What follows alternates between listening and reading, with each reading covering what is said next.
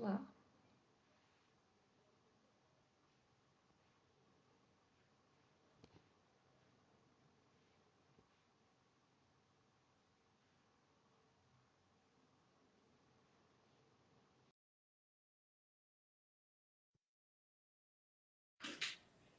Oi, tá me vendo? E me escutando? Tô te ouvindo. Vendo, não. E a Manu Ixi. tá tentando entrar. Olá! Agora sim. Olá! Eu tô vendo Boa vocês duas. noite! Oi, Oi, oi, boa noite, tudo bem? Boa noite! tudo bem? Tá Tudo conseguindo bem? ouvir a Manu? Sim. Ué, só eu que não consigo ver a Ana. Tem alguma coisa bugada aqui. Ó, o pessoal tá dizendo que tá vendo as três. É aqui. Boa noite, Ari, Aline, Denise. Que doido, que doido, loucura isso. Então deve ser alguma coisa aqui. Bom, pessoal, boa tarde, boa noite. Noite. Olá. Todos bem-vindos. Eu acho que vamos tocar aqui, porque quem sabe depois ele alterne na hora de falar, né?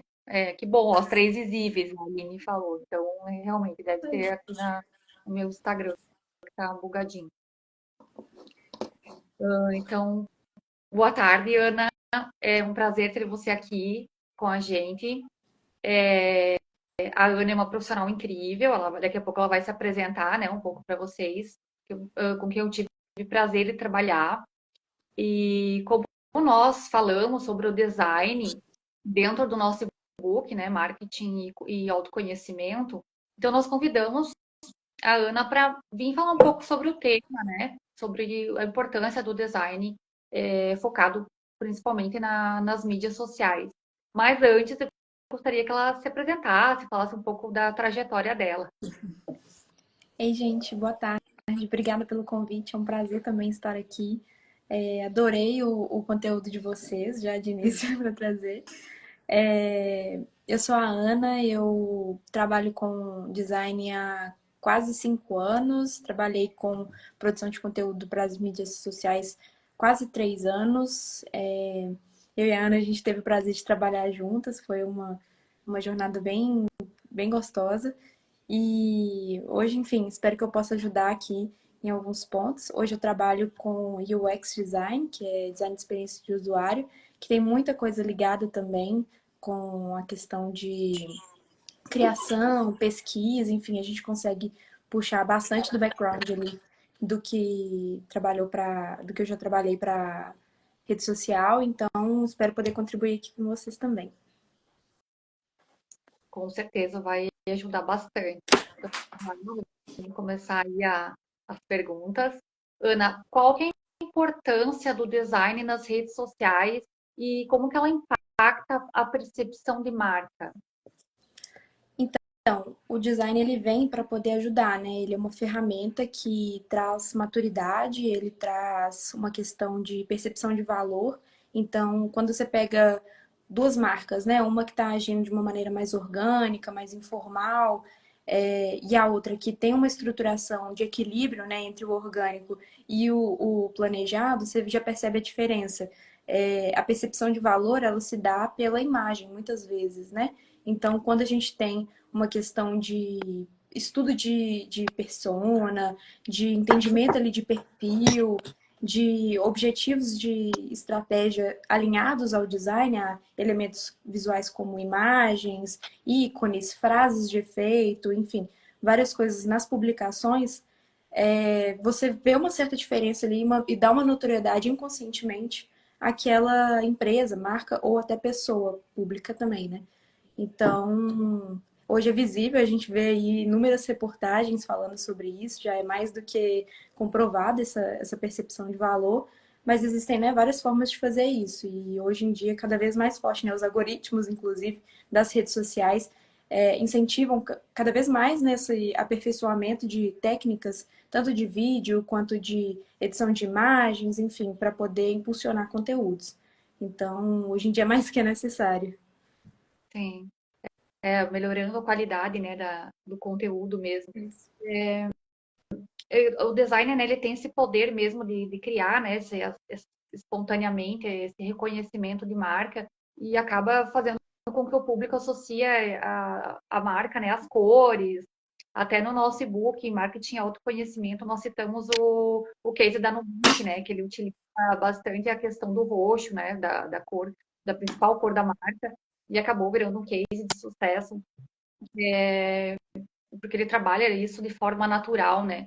Para você, Ana, quais são os elementos-chave de um bom design para as mídias sociais?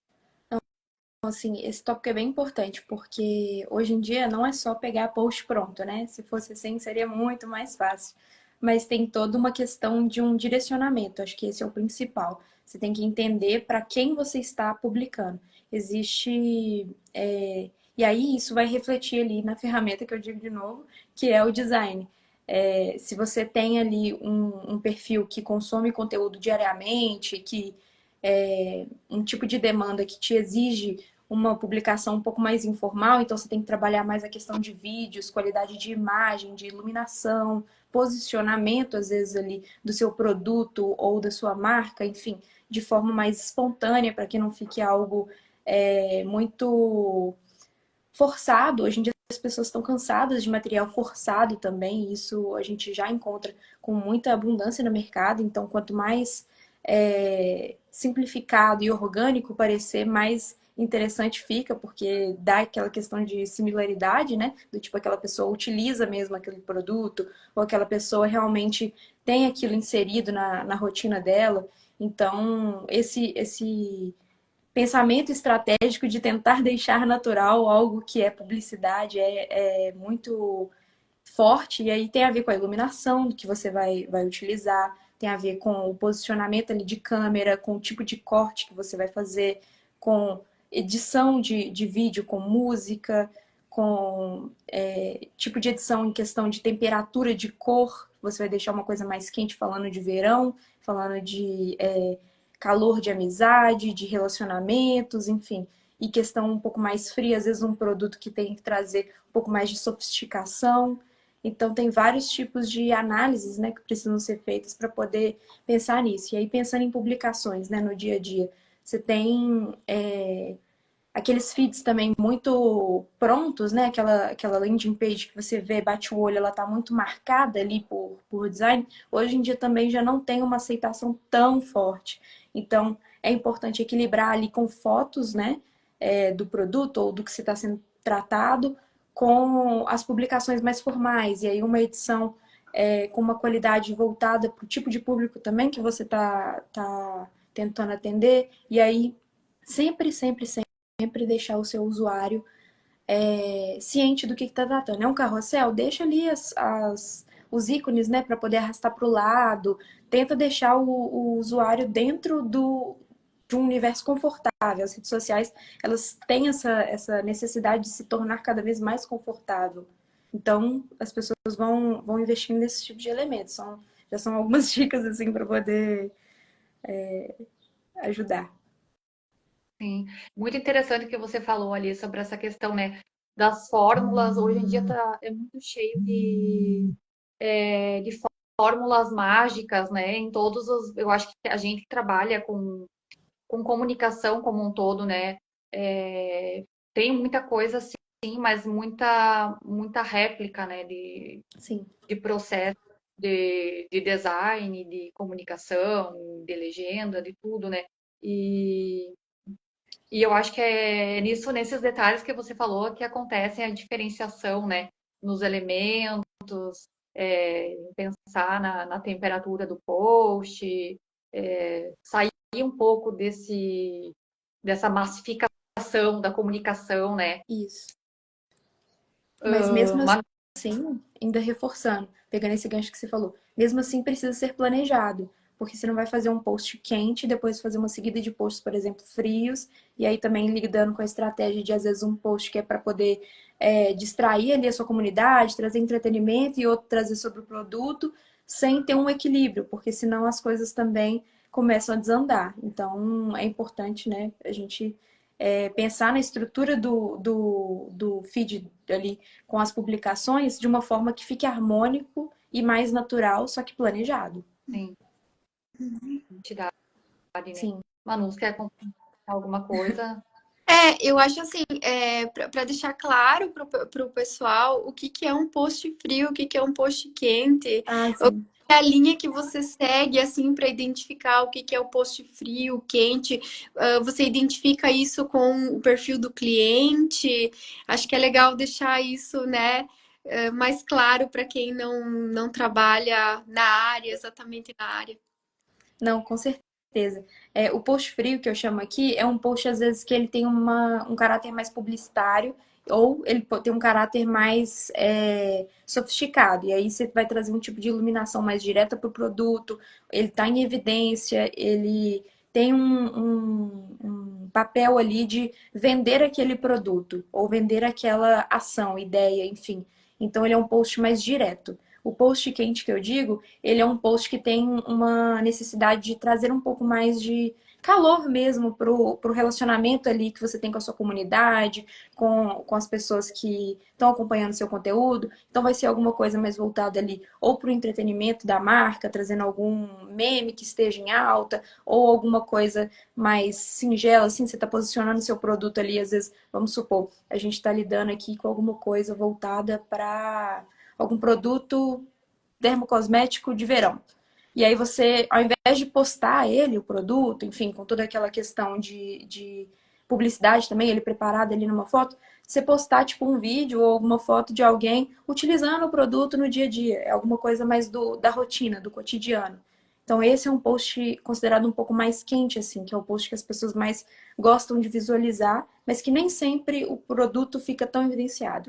Ele não entrega tanto o que a marca às vezes está pedindo. Uhum. O mais quente, então, é que ele fica mais próximo do Isso, cliente, ele fica mais, né, quentinho mesmo, isso, que chega na emoção do cliente. O frio isso, é uma coisa mais distante, mais. Uhum. isso. Legal, Mais obrigada. publicitário, assim. Nada. E aproveitando, né, esse gancho aí de quente, frio, né, de proximidade, no no marketing, né, no nosso e-book, de conhecimento, nós conectamos o conhecimento técnico ao conhecimento de si mesma, né, mostrando como é importante essa relação para desenvolver uma marca autêntica. E o design ele tem esse papel, né, crucial nesse processo, inclusive em relação às cores. Então, a gente gostaria que você falasse um pouco para nós sobre isso, sobre essa questão da teoria das cores, por exemplo, como que faz a escolha da paleta certa, né? Então, isso é um ponto assim bem importante. A teoria das cores ela vem para ajudar, mas ela não é uma regra rígida, sabe? É interessante, inclusive, quem brinca um pouco com a questão das cores. Inclusive, a gente tem várias marcas que fazem isso. Mas é importante você ter ali um conhecimento para você poder atingir os seus objetivos. E hoje em dia, inclusive, depois eu vou trazer aqui alguns pontos que podem ajudar, ferramentas que fazem isso gratuitamente, fácil, enfim, para poder ajudar no dia a dia, porque hoje em dia a gente tem muita ferramenta disponível, é mais saber selecionar, e tem algumas aqui que eu utilizo e recomendo. Mas é importante você selecionar uma paleta de cores que tem a ver com o seu objetivo, né? E aí a gente vai para a questão um pouco mais de psicologia mesmo, entender o que algum objetivo que você tem pode ser, como representar ele magicamente, né? Então, cores mais quentes trazer uma questão mais de proximidade, e aí vamos supor, o laranja você consegue trazer questão de autenticidade, alegria, confiança, uma coisa mais alto astral, cores mais frias, né, em questão de pigmentação, tipo azul, roxo, você consegue trazer questões mais de confiança, misticidade. Tem vários pontos assim dentro da psicologia que tem essa análise das cores, mas é interessante também pensar nessa complementação. Como que a minha marca, por exemplo, que tem vários significados, ela consegue ser plural em vários pontos, vai representar isso? Como é que eu escolho essa cor, né? Então vai muito do objetivo também de identificação. como você quer se posicionar no mercado. Aí você faz um estudo, o famoso benchmarking, você vai entender ali o que as pessoas estão utilizando, como você pode se destacar e conciliar isso com a sua identidade.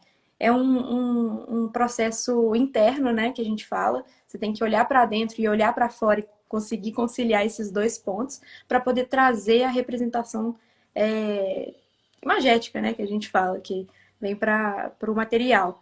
E aí, enfim, tem várias formas de compreender. A gente tem as cores primárias, que é o vermelho, o azul e o amarelo, as combinações análogas, secundárias, que é quando você pega ali no círculo, as análogas estão uma do lado da outra, as secundárias estão em triangulação. Aí eu tinha aqui uma apresentaçãozinha que eu achei que ia dar para poder mostrar, não sei se vai dar, mas você Ah, sim. consegue ver Só que aí assim. eu vou precisar da ajuda da Manu aí pra ver se tá parecendo que pra mim eu só enxergo a Manu e não tô Não, tá enxergando, então. aparecendo Tá sim. vendo? Tá. E aí a gente tem combinações, por exemplo, as cores análogas, elas ajudam a compreender uma questão mais de proximidade. Então você consegue fazer um contraste menor visual e traz uma questão menos incômoda. Então, há um tempo atrás, inclusive, eu brinco que ressurgiu uma tendência de moda que chama color blocking, que são cores análogas próximas, né? Gritando em looks, assim. Então você vê o rosa com o vermelho, que são bem próximos ali no círculo cromático, mas também veio o color blocking distante, com as cores que são ou secundárias ou primárias. Que aí você pega, por exemplo, um verde e um roxo, que eles são contrários no círculo e eles se destacam. E aí esse tipo de combinação, quanto mais distante do círculo cromático uma cor tá da outra, mais provocação você traz, mais destaque. É a mesma brincadeira que a gente tem do preto e do branco, quando a gente quer trazer algum destaque. É exatamente isso. E aí, quando você está falando, às vezes, de uma escala de cinza, você já está falando de cores, por exemplo, análogas, que são próximas uma da outra. Então, vai muito dessa estratégia. Se você tem uma publicação que você quer trazer um impacto maior, talvez seja interessante você trazer cores que estão dentro da sua identidade, mas distantes no círculo cromático. Se você quer trazer uma publicação mais calma, que seja ali um pouco mais de conforto, a sua técnica, aí você traz cores mais próximas, porque aí você tem um contraste menor. Então, tem várias estratégias assim que você pode utilizar e que muitas empresas utilizam para poder trazer atenção para algum ponto ou não, de forma singela. É inconsciente. E posso fazer uma pergunta, Ana? Claro. É, a gente vê as famosas, as influencers, as blogueiras, né? Elas mudam muito a paleta de cor. A gente vê o posicionamento delas mudando. Por exemplo, antes elas usam uma paleta de cor mais suave. Aí depois eu acho que elas buscam outro perfil, outro público, elas mudam essa paleta de cor. Como é que funciona isso no design? Quando que isso é permitido, né? Permitido entre aspas, porque quando que eu posso fazer essa mudança da paleta de cores do meu perfil ou, enfim. Isso é muito interessante porque a gente tem alguns casos que podem ajudar a representar. Por exemplo, a gente tem a Bianca Andrade, a dona da Boca Rosa, Boca né? Super rosa, eu ia famosa. falar Isso, dela. super famosa.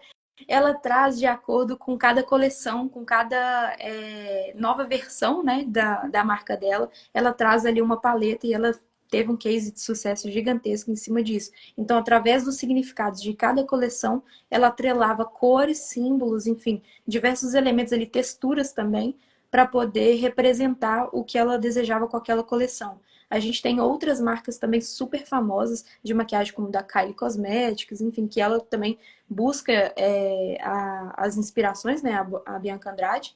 E a gente tem também isso no dia a dia, por exemplo.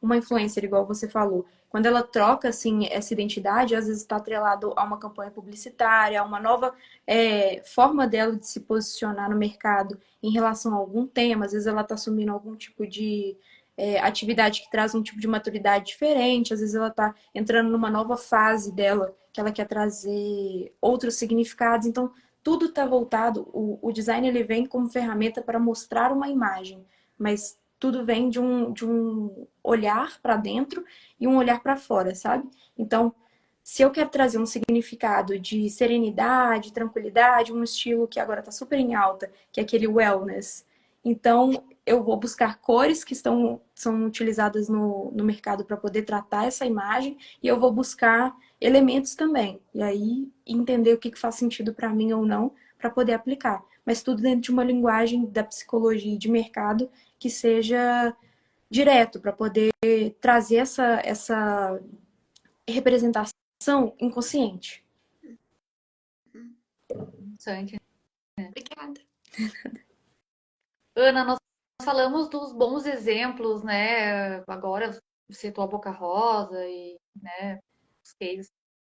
Sobre os exemplos ruins, né? Digamos assim. É, quais são os erros mais comuns no design de mídias sociais, assim, no teu ver? Nossa, nós temos muitos. Um dos que eu acho assim, isso vai também da análise, tá? Do profissional. Tem profissional que acha outros pontos mais fortes, mas acho que os mais comuns de mercado e um dos que me apavora é a questão de textos em posts. Eu acho que isso é, assim, algo que a gente pode tratar como proibido. Não deveria ter tantos textos, eu acho que eu brinco que no máximo 3 frases e olhe lá, dependendo do tamanho da frase, porque as pessoas são completamente visuais, elas não gostam de ficar lendo, enfim. Então, isso para mim eu não aconselho. Outra questão é, às vezes, uma foto com uma qualidade ruim. A gente sabe que isso depende também da forma como você vai tirar a foto, do equipamento que você tem, enfim. E isso é uma forma que a gente tenta driblar, às vezes, com iluminação, enfim. Mas é interessante você pensar na qualidade da imagem que você está trazendo e no que você quer representar. Se eu vou mostrar um produto que eu preciso usar durante o dia, eu não vou tirar uma foto à noite. Se eu vou mostrar por exemplo, eu estou dando um curso de algo que seja relacionado com bem-estar. Eu não vou postar em algum lugar que não traga essa sensação, eu vou buscar elementos mais voltados para a natureza, enfim. Então, não trazer essa qualidade de imagem voltado para o seu objetivo também é um problema assim, grave, porque se traz uma distorção de valor bem grande, e isso depois para você corrigir dá um trabalhinho. Tem várias coisas assim que a gente pode pensar, talvez post muito cheio de elementos com imagem, texto, mesmo que seja às vezes de divulgação de alguma informação, é importante ter o equilíbrio, ou então usar outros elementos que podem ajudar, por exemplo, um carrossel ou algo do tipo, para poder dar esse apoio, sabe? Então, acho que isso são as coisas que eu mais indico assim para evitar. Ok. A Denise está perguntando aqui: o que é mais importante, a criatividade ou a inovação no design? Então, eu brinco que a criatividade e a inovação, elas andam juntas. Se você está ali exercitando a sua criatividade, em algum momento você pode inovar em algum ponto. E eu acho que é mais interessante a criatividade, eu diria. Porque hoje em dia já existe muita coisa, gente, vamos ser sinceros. Eu acho que a forma como a gente traz a nossa forma de fazer, que talvez seja a própria inovação, sabe? Eu acho que é interessante a gente mostrar dentro da criatividade a autenticidade, e aí que vai nascer a inovação. É, isso aí. Tem tudo a ver, né, com o nosso e-book também, que fala sobre comunicação, né, o marketing e autenticidade, autoconhecimento. Eu acho que a publicidade passou ah, por muitas fases, mas eu acredito que a fase atual, quanto mais autêntica for a página, quanto mais autêntica for a comunicação, quanto mais próxima da tua essência, eu acho que você tem o poder de conectar o teu cliente, né? Você conecta com a pessoa que está lá do outro lado. E eu acredito assim que você estava falando sobre as cores, sobre, né, entrar dentro, é uma análise que você tem que fazer dentro sobre as cores, sobre o perfil, sobre o que você quer mostrar para o cliente. Então, assim, para quem não adquiriu o nosso e-book, para quem ainda não leu, não teve oportunidade, eu vou deixar o link para todo mundo dar uma olhadinha no nosso material, porque realmente vale a pena entrar dentro de si mesma e se autoconhecer, saber realmente quais são os seus valores, o que que você quer transmitir, não só no setor profissional. Eu acho que na tua vida pessoal também é tão difícil a gente se posicionar. Eu vejo assim, nós, imigrantes que estamos aqui fora, é difícil a gente resgatar essa essência, porque a gente vem para cá, a gente quer se adequar ao mundo novo, e eu vejo isso no mundo do marketing também. A gente sempre tenta se adequar e ir atrás de correntes, né, de novidades, e às vezes a gente esquece um pouco de quem a gente é, do que a gente transmite, porque é isso que as pessoas gostam de ver. Então, assim, para quem ainda não adquiriu, nosso link está lá na bio. Eu vou deixar aqui também nos comentários. E se conheçam melhor para saber qual que é a paleta de cor mais indicada. Você vai deixar as ferramentas aí para gente. Eu tô anotando tudo aqui, né? Sim. Mas eu acho que o autoconhecimento é a chave para qualquer transformação. Inclusive, já deixando aí, o Adobe Color é o que eu mais utilizo. Ele cria paletas, você pode subir ou uma imagem ou colocar ali uma palavra que tem a ver, por exemplo, eu quero trazer uma paleta de cores que esteja voltada com alimentação ou com misticidade, e ele cria paletas de acordo com o seu objetivo, uma palavra-chave, ou até mesmo uma imagem. Você pode subir, por exemplo, uma imagem do seu produto ou de algo do tipo que esteja relacionado com o que você quer trazer, ou de um mood board que você tenha feito, enfim. E aí ele cria para você essa paleta. E você também tem formas de alterar ela, brincar ali com círculo cromático, é super didático, muito interessante. Adobe Legal. Color. Adobe Color. É gratuito. Isso. Adobe. A-D-O-B-E Color. Eu posso digitar aqui. Ótimo. Vamos às E dicas. para finalizar com as dicas, Ana, para aqueles que precisam criar, né, os seus próprios cards, seja empreendedora, freelancer, pequenas empresárias, quais são as principais dicas para criar um design atraente no Instagram, para aquela mulher que tem que se virar? Não, perfeito. Eu tenho dois tipos de dicas. Uma de a parte estrutural do dia a dia, no mão na massa, e a outra da parte conceitual. A primeira, no mão na massa, eu vou falar de ferramentas aqui. Hoje a gente tem três tipos de ferramentas assim de mercado. O Canva, que é o mais disseminado assim, ele é bem inicial, ele é de entrada assim, bem bacana. O Figma, por exemplo, que já é uma ferramenta mais intermediária, e os da Adobe, programa Adobe, que aí vem Adobe Illustrator, Adobe Photoshop, enfim, que são bem mais avançados. A que eu mais indico, assim, das três é o Figma e o Canva. Tá? Tem essas duas.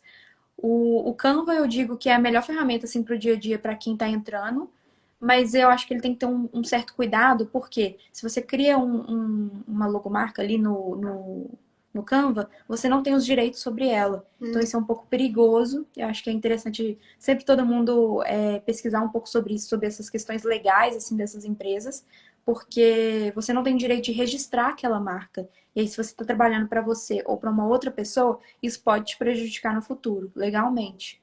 Então, eu deixo sempre esse ponto de atenção, mas eu acho que é uma ótima ferramenta para a gente poder utilizar depois que já está com a marca criada.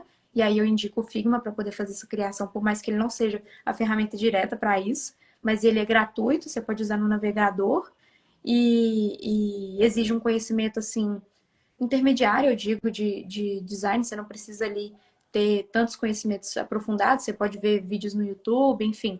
Então, para poder utilizar a mesma ferramenta, ela não é tão complicada.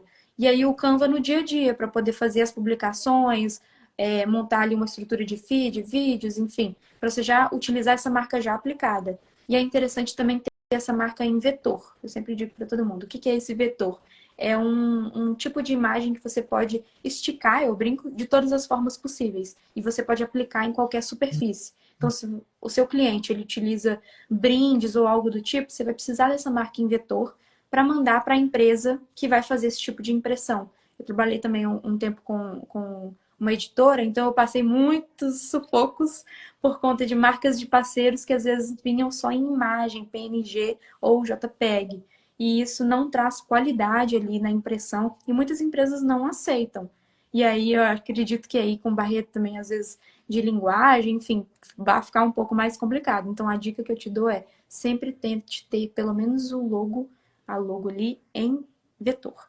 E aí as publicações você pode fazer no Canva tranquilamente. Os produtos da Adobe são os melhores assim de mercado para criação, mas eles já exigem ali um nível de conhecimento maior, exige um processamento de máquina ali com uma placa de vídeo, enfim, que seja um pouco mais parruda assim para aguentar a renderização do programa. E ele exige uma assinatura também, que não é um preço tão tranquilo.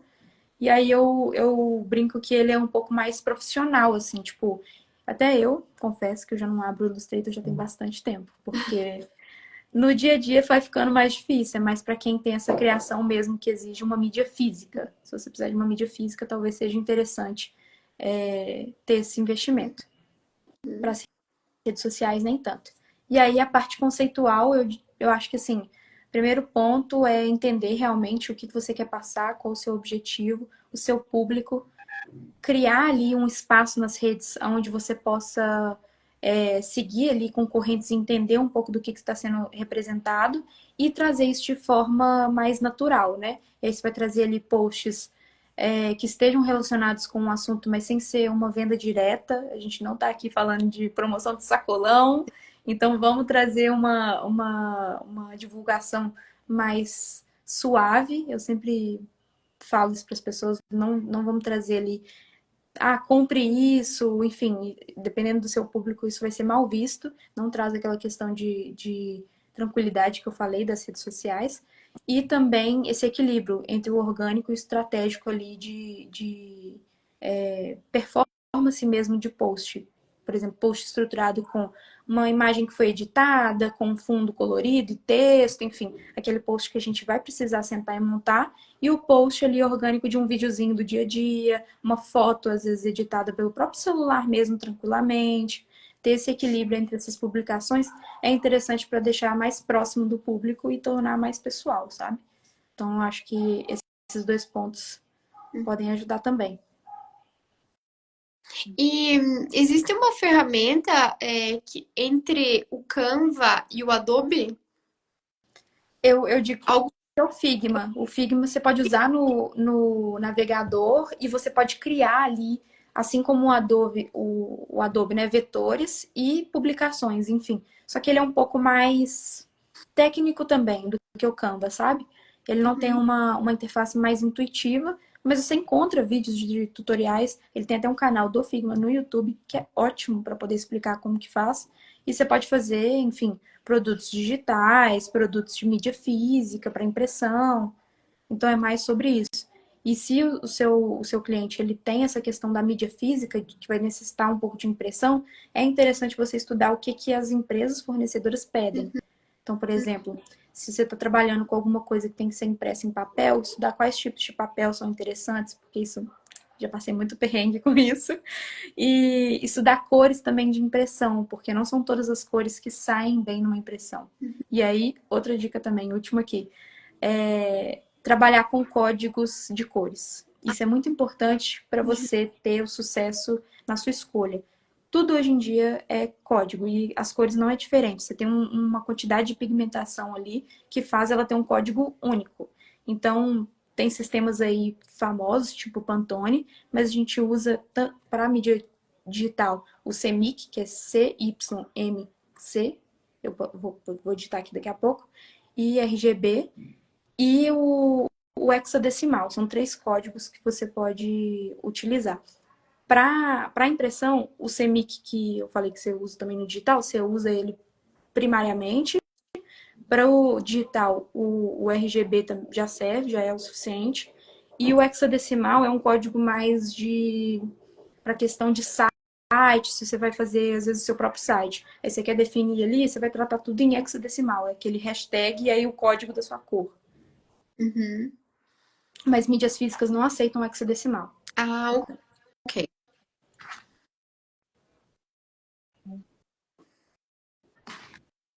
Ana, acho que seu microfone tá mutado. Voltou. Bom, eu acho que se tiverem mais alguma dúvida também, pessoal aí fique à vontade, né, para mandar para nós, ou enviar por direct depois que a gente Uhum. caminha responde também. Nossa, muitos conteúdos, muitas informações, né? Completo. Então, eu só tenho a agradecer, né? Encerrar essa live.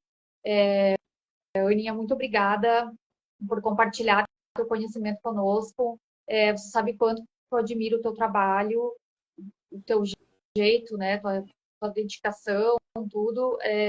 Eu tenho certeza que essa conversa hoje vai ajudar muitas empreendedoras profissionais, né? Que desejam criar um design persuasivo e se destacar nas mídias sociais. Também obrigada, Manu, né, por ser a mediadora ali, pelas perguntas. Obrigada também a todos que nos acompanharam. Ana, deixo esse espaço final para você ficar à vontade também.